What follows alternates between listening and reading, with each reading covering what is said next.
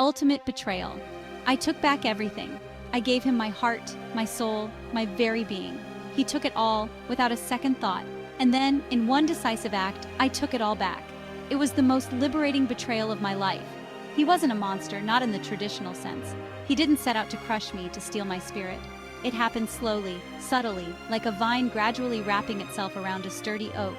Each act of giving on my part, each sacrifice, each compromise, tightened the vine's grip.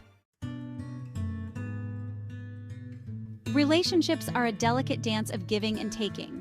There's a natural ebb and flow, a reciprocity that nourishes both souls. We offer our love, our time, our energy, and in return, we receive. It's a beautiful exchange when it's balanced, when both parties feel seen, heard, and valued. But what happens when that balance is disrupted?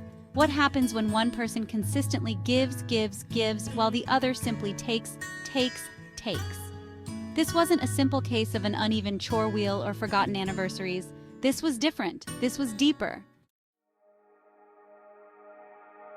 Giving too much in a relationship can feel noble, selfless even. But beneath the surface of this generosity often lies a dangerous truth. We start to lose ourselves, our identities, our very essence. We become shadows, echoes of the vibrant individuals we once were. It's not that we consciously choose to disappear. It's more insidious than that. We convince ourselves that our sacrifices are for the greater good, for the sake of love. We silence our own needs, our own desires, telling ourselves that our partner's happiness is all that matters. But at what cost?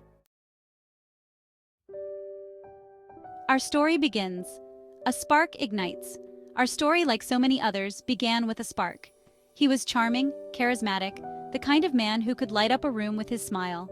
I was drawn to his energy, his zest for life.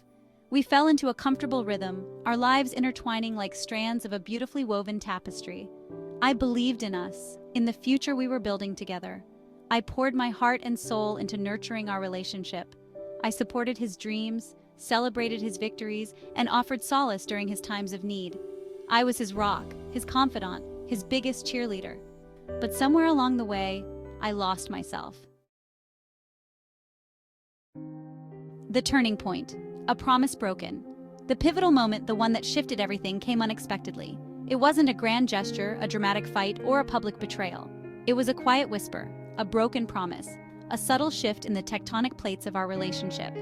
He had promised me the world, painted a future filled with love, laughter, and shared dreams. But his actions, his choices, told a different story. It was a slow dawning, a gradual realization that the man I loved, the man I had given everything to, was not the man I thought he was. Reclaiming my power, a difficult decision. The decision to take everything back, to reclaim my heart, my soul, my very being, was not made lightly.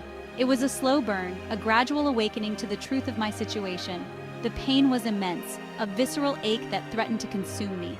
But beneath the pain, a flicker of something else began to emerge. Strength, resilience, a fierce determination to fight for myself.